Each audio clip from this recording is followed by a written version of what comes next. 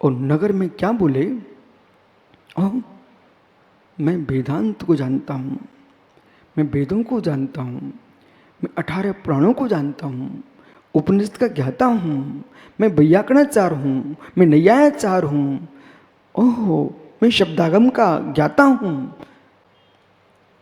ऐसा करके पूरे नगर में हल्ला मचाए थे।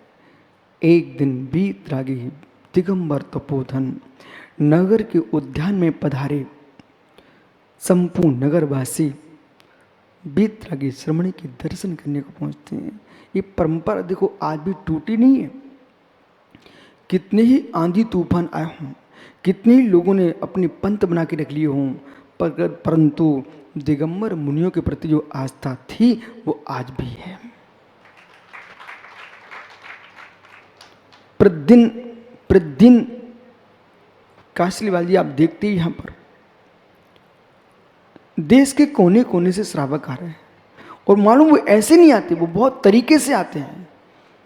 वो दिमाग सोच के आते, बोले यहाँ से अपन जाएंगे तो रायपुर से महाराष्ट्र निकल जाएंगे तो शिवपुर चले जाएंगे, ठीक है, फिर वहाँ से बनाते बोले पथरिया चले जाएंगे।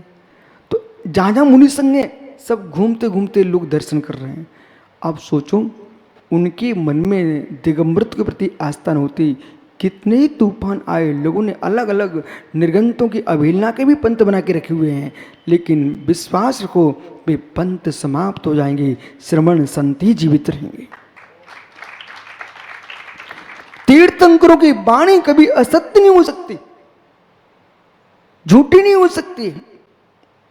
उन दोनों भाइयों ने निर्णय किया कि साधु आए हुए हैं, चलो चल के देखूं अपने सामने कौन लगता है। वो भीड़ के साथ अनिल भैया वो भी चल दिए। लोग तो गए थे गुरु वंदना करके चारित्र मुनि कर्म का उपशमन करेंगे, इसलिए गए थे, दान देंगे, उपदेश सुनेंगे, पर वे दोनों भाई गए थे इन मुनियों को साथ साथ में परास्त करके अपन विश्व में नाम कमाएंगे। जाके सभी लोगों ने प्रणाम किया, जय जयकार किया, अपने हाथ में लिया, उचित द्रव्य समर्पित किया गुरु चरणों में, पर वे दोनों ऐसे सीधे जाके बैठ गए, कोई प्रणाम नहीं, कोई विनय नहीं, सीधे जाके बैठ गए। जैसे बैठे लोगों ने तत्वोपदेश सुना, पर दोनों अहंकारी क्या कर सकते हैं, मद का कीड़ा लगा हुआ था। दोनों अहंकारी भाई कहते हैं मैं जानना चाहता हूं आपसे, श्रुतियों में क्या है, श्रुतियों में क्या है, पुराणों में क्या है, वेद की ऋचाओं में क्या है, उपनिषदों की कारिकाओं में क्या है, स्वर्ग मोक्ष इनकी प्राप्ति का सत्यार्थ मार्ग क्या है, आप जानते हो क्या वेदों के बारे में कुछ। जैसे उन्होंने पूछा वे वीतरागी श्रमण मुस्कुरा के कहते, ओहो विप्रपुत्रो, आप क्या जानते हो, मैं क्या जानता हूं, ये बात की बात है, आप क्या जानते हो, आपको मालूम आप कौन थे, अपने पूर्व का जानते कुछ। तो वे तो अहंकारी थे, बोले अपने पूर्व का कौन जानता। अरे बेटा सुब्रत सागरी, आपने देखा भीलवाड़ा में एक सज्जन मेरे पास आया, अनिल भैया, मैं उसे बोल भाई ज्ञानी समझ, वो तो आपे के बाहर, मैं तब भी कहूं ज्ञानी समझ। बड़े प्रेम से मैंने उसको समझाया, मैंने उससे पूछा भाई अष्ट सहस्री अष्ट सती प्रमेय कुलमाटन न्याय कुमुद चंद्र न्याय दीप का प्रमेय रत्नमाला सत्य शासन परीक्षा परीक्षा मुख सूत्र प्रमा प्रमेय प्रमा कल का षटखंडागम धवल जय धवल महाबंद ओह अष्ट पाहुड़ मूलाचार मूलाचार प्रदीप आचार चारित्र सार पद्म पुराण महापुराण आदि पुराण ओहो हो श्रीपाल चरित्र वर्धमान चरित्र। यानी मैंने ये ग्रंथों के जब नाम पूछे बेटा इन सबको पढ़ के आया है, वो मेरे से कह रहा था मुझे शास्त्रार्थ करने आपसे। तो मैंने कहा मित्र तू ये सब अध्ययन किए हो क्या? बोले कुछ नहीं किए हो। मैंने कहा मित्र जब तुम कुछ भी नहीं किए हो तो फिर तुम क्या शास्त्रार्थ करोगे हमसे आकर के? पहले ये तो आगम तो पढ़ना पड़ेंगे ना आपको, पहले पढ़ाई करके आओ अपने गुरु के पास। जैसे कासरीवाल जी मुनिराज ने कहा अहो विप्रपुत्रो आपको क्या अपने पूर्व का ज्ञान है? वो दोनों उखड़ गए। बोले पूर्व का ज्ञान किसी को होता क्या? बोले किसी को हो ना हो पर मुझे है। मुनिराज ने क्या कहा? मुझे है।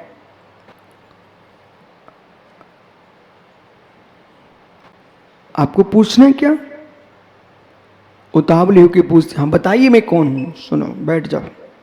क्या बोले मुनिराज? बोले बैठ जाओ। आप दोनों पूर्व में गीदड़ थे।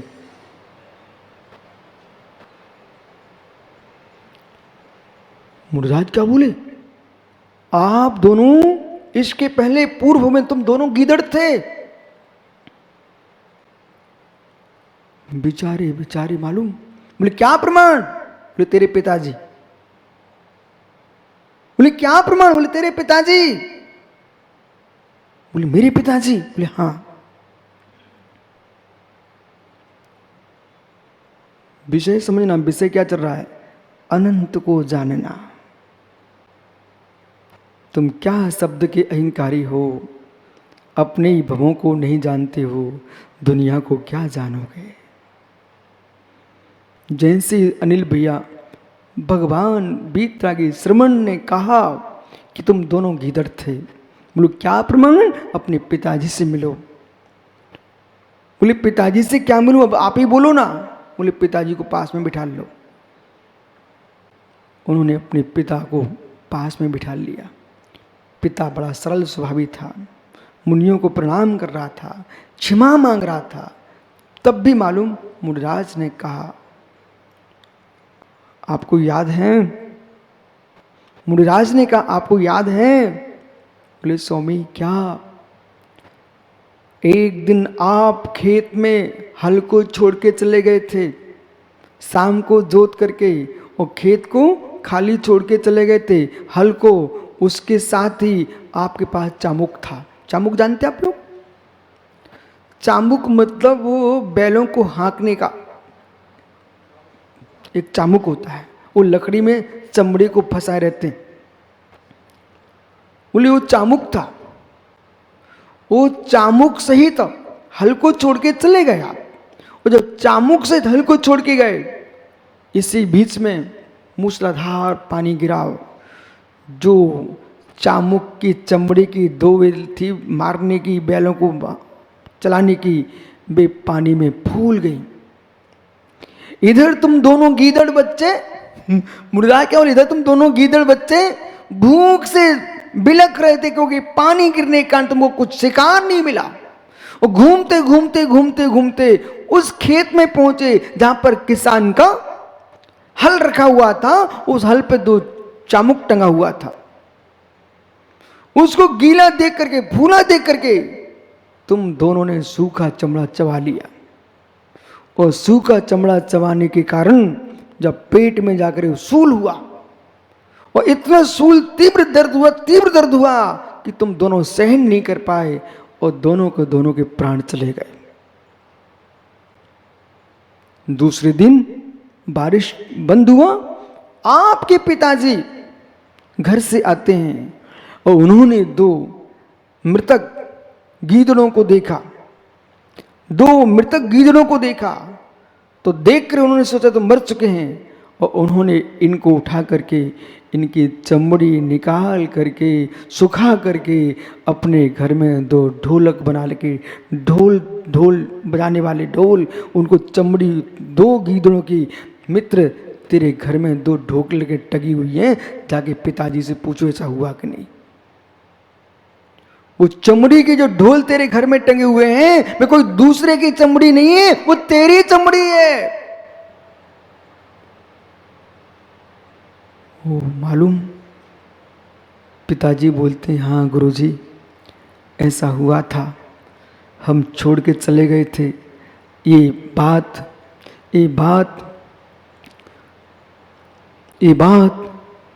25 बार पुरानी है कि हमारे साथ घटना घट गई थी। बोले घट गई थी ना, आप घबराओ मत, जिनका चमड़ा था वे तेरे घर के तेरे 2 लाल हैं। ओ हाय,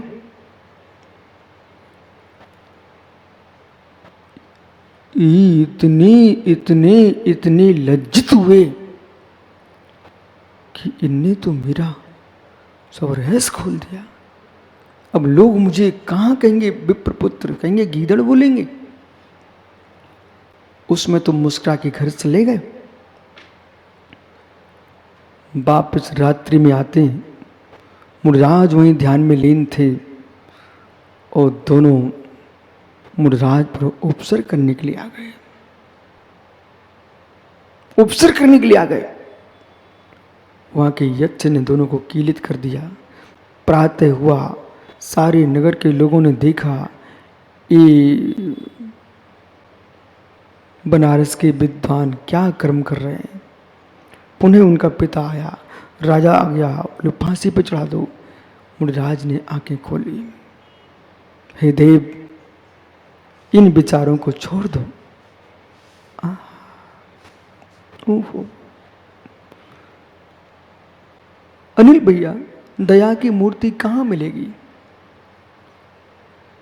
हो सकता है कि राजकुमार गंगवाल कोई प्रतिमा बना के रख दे, कि पारस पापू या कोई मूर्ति बना के रख दे, बोले दया की मूर्ति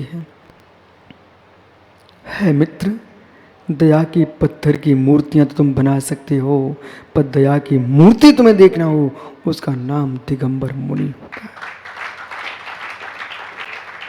दया की मूर्ति जिसके मन में किसी के प्रति अशुभ भावना है, उन परिणामों को संभालो। जो तलवार चला रहे थे उनके प्रति भाव पवित्र थे, फिर मुरराज के प्रति कैसे प्रणाम हो गए? चींटी की रक्षा करने वाले लोग अशुभ कैसे विचार कर सकते हैं? उनके पिता सुबह आए, बेटों की करतूत देख करके बेचारा रो पड़ा। पुनः देखो, अंदर की करुणा देखो, पुनः देखो। फिर भी उन्होंने क्या बोला मालूम?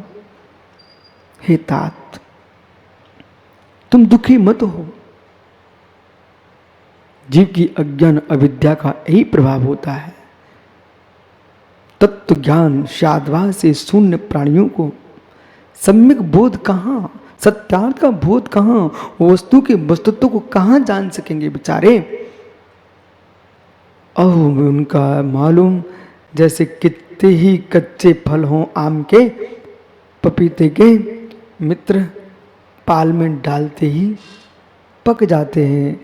ऐसी अनिल भैया ये मुरराज के जो वचन होते ना, इन विचारों को क्षमा कर दो देव, इनको छोड़ दो।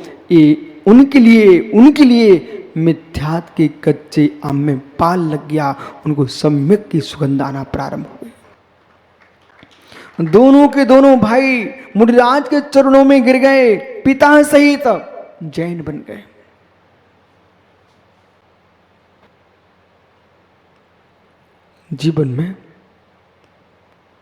जीवन में यानी मत किसी को भगाओ, एहसान में दबाओ।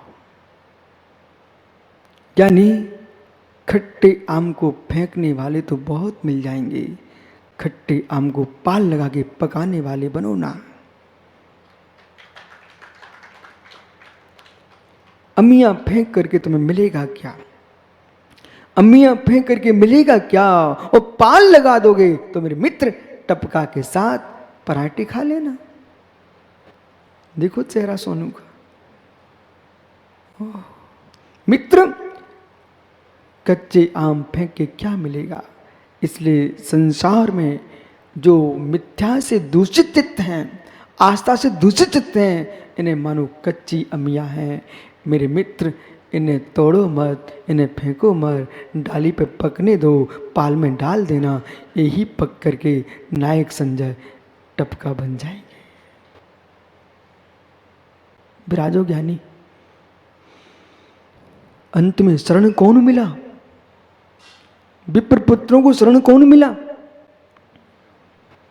अब कोई जीव यूं कहे कि भोपाल का विद्वान कहे कि गुरु जी अब तो मैं वास्तु शिल्प कला और सारे ज्योतिष तंत्र मंत्र सब पढ़ चुका हूं, पूरा प्रतिष्ठाचार बन चुका हूं। मेरे मित्र तुम सब कुछ बन गए हो, लेकिन ये तो बताओ तुम पूर्व में क्या थे?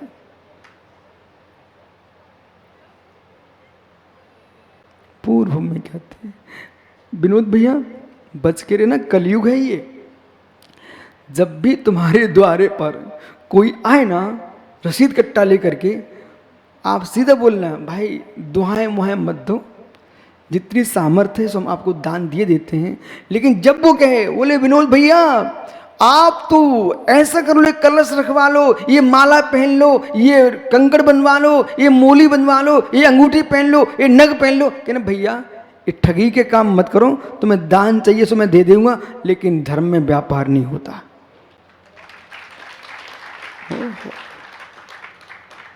मेरी वंचना मत करो। बोले क्यों?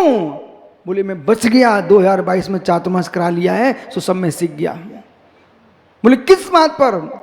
इस बात के लिए संजय नायक आप विश्वास करो, जितने बड़े बड़े ज्ञानी लोग आएंगे वे बड़जात्या के घर में ही सिर्फ मुर्र खाने जाएंगे, कलश तेरे घर में नहीं जाएंगे। और इतना ही नहीं, और ज्यादा हुए तो सुधीर गोंदिया, सुधीर रायपुर, सुधीर ये काशीलाल, पापड़ीवाल, रारा, ये सारे सारे जितने धनपति लोग हैं बाकलीवाल, उन्हीं के घर में जाएंगे। उन्हें पता है इनके पुण्य पहले से भरे हैं, तब जानू मैं किसी गरीब के घर में कलश रखा के आओ, वो अमीर हो जाए तो तुम्हारे मंत्र का प्रभाव होगा।